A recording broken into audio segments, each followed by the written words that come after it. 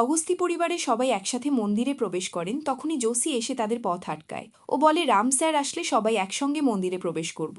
রাম ও চিকি তাদের পরিবারের সবাই মন্দিরে প্রবেশ করার আগে তাদের বিবাহ সম্পন্ন করার সিদ্ধান্ত নেয়। আন্নাপূর্ণা অগস্তি জোসির কথায় রেগে যান এবং তিনি বলেন, তুই কি নাটক শুরু করছিস?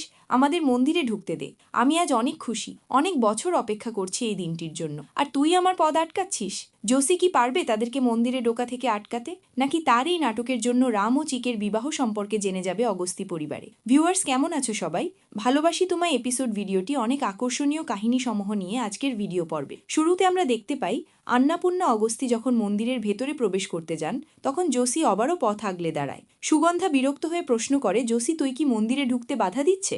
এদিকে বিয়ের মণ্ডপে পণ্ডিতজি মন্ত্র পড়া শুরু করেছেন এবং বিয়ের পরবর্তী ধাপগুলো সম্পন্ন করছেন। রাম ও চিকি একে অপরের গলায় মালা বদল করে বিয়ে এগিয়ে নিয়ে যাচ্ছে।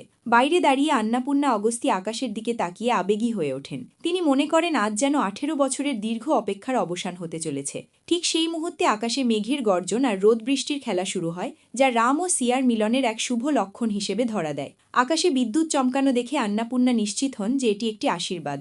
মণ্ডপের ভেতরে তখন রাম আর চিকি অগ্নি সাক্ষী রেখে 7 পাক ঘুরছেন। বাইরে জোসি প্রচণ্ড অস্থিরতায় ঘামতে থাকে এবং আন্নাপূর্ণাকে আটকানোর জন্য অজুহাত দেয় যে স্যার না আসা পর্যন্ত দর্শন করা যাবে না। রাজেন্দ্র আন্নাপূর্ণাকে সাথে নিয়ে ভেতরে যাওয়ার প্রস্তুতি নিলে জোসির সব পরিকল্পনা ভেস্তে যায়। মন্দিরের এক কোণে গোপনে আয়োজিত বিয়ের মণ্ডপে বরবেশে রাম এবং চিকি বিয়ের পিঁড়িতে মুখোমুখি বসে আছে। পণ্ডিতজি বিয়ের মন্ত্র পাঠ করছেন আর ঠিক পাশেই দাঁড়িয়ে জোসি অত্যন্ত অস্থির অবস্থায় ফোনে কথা বলার চেষ্টা করছে। সে ফোনের ওপাশে থাকা রাজেন্দ্রকে ফিসফিস করে বোঝানোর চেষ্টা করছে যে সে মন্দিরে নেই এবং সিগন্যালের সমস্যার কারণে কথা কেটে যাচ্ছে। এদিকে রাজেন্দ্র জোসিকে খুঁজছে, যা দেখে জোসি দ্রুত আড়ালে গিয়ে নিজেকে লুকানোর চেষ্টা করে। ভয়ে থরথর করে কাঁপতে থাকা জোসি মনে মনে প্রার্থনা করতে থাকে যাতে রাজেন্দ্রর চোখে সে ধরা না পড়ে। কিন্তু হঠাৎ রাজেন্দ্র প্রশ্ন করে, জোসি এখানে কি করছে, আর তাকে দেখে এভাবে পালানোরই বা কারণ কি? ধরা পড়ার ভয়ে জোসি তখন তড়িঘড়ি করে মিথ্যে অভিনয় করে এবং নিজের পা চেপে ধরে ব্যথার নাটক করতে শুরু করে। রাজেন্দ্রর সামনে ধরা পড়ে গিয়ে জোসি ব্যথায় কুঁকড়ে যাওয়ার অভিনয় করে বলতে থাকে, স্যার পায়ে এমন টান লেগেছে যে আমি এক পাও নড়তে পারছি না, তাই বাধ্য হয়ে এখানেই বসে পড়েছি।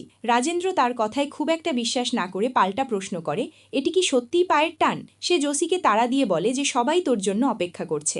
এদিকে মন্দিরের প্রবেশপথে রামের দাদি আন্নাপূর্ণা অগস্তি, সুগন্ধা এবং সিয়া চমৎকার সাজে দাঁড়িয়ে ভেতরে যাওয়ার অপেক্ষা করছেন।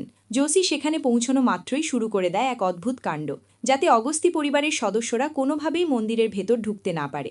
সে রীতিমতো মাটিতে গড়াগড়ি খেয়ে এক কাণ্ড বাঁধিয়ে দেয়। জোসির এই পাগলামি দেখে আন্নাপূর্ণা অগস্তি অবাক হয়ে ধমক দিয়ে ওঠেন, জোসি তুই এসব কি করছিস এখানে, আর আমাদের রাম কোথায়? জোসি তখন ভয়ে মিথ্যে অজুহাত দেয় যে রাম স্যার গাড়ি পার্কিং করতে গেছেন এবং তিনি ফিরে এলেই তারা সবাই মিলে একসাথে মন্দিরে প্রবেশ করবেন। তো ভিউয়ার্স, এই ছিল আজকের ভালোবাসি তোমায় এপিসোডের ধামাকা পর্ব। ভিউয়ার্স, ভিডিওটি ভালো লেগে থাকলে নিজের ভাই মনে করে চ্যানেলটি সাবস্ক্রাইব করে দিবে।